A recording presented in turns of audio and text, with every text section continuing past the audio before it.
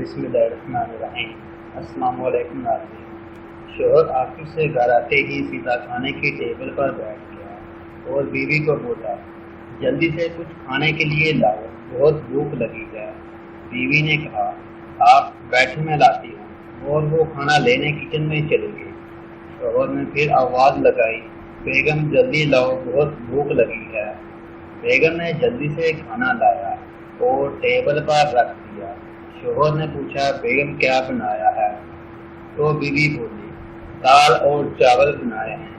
یہ سنتے ہی شوہر بولا، ساری بھوک ہی ختم کر دی، کچھ اچھا نہیں بنا سکتی تھی؟ جب آؤ کچھ نہ کچھ ایسا بنایا ہوتا ہے کہ سنتے ہی بھوک اڑ جاتی ہے۔ مجھے نہیں کھانا، لے جاؤ۔ اتنے میں کسی نے دروازہ کھٹکھٹایا۔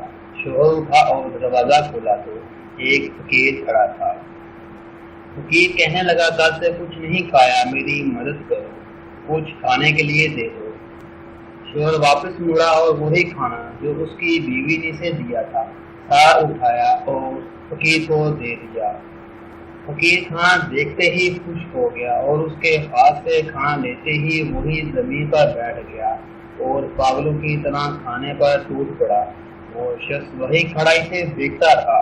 جب فقیر کھانا کھا چکا تو اس کو دعائیں دیتا ہوا وہاں سے چلا گیا، اور وہ کھڑا حیرانگی سے فقیر کو دیکھتا رہا کہ جس کھانے کو وہ برا کہہ رہا تھا کسی کے لیے کتنی خوشی کا باعث بنا۔ اگر ہم دیکھیں تو اکثر گھروں میں ایسے ہی ہوتا ہے، وہ رب سے چاہے جو چاہے عطا کرے اور جب چاہے واپس لے لے، کبھی بھی ناشکری نہیں کرنی چاہیے۔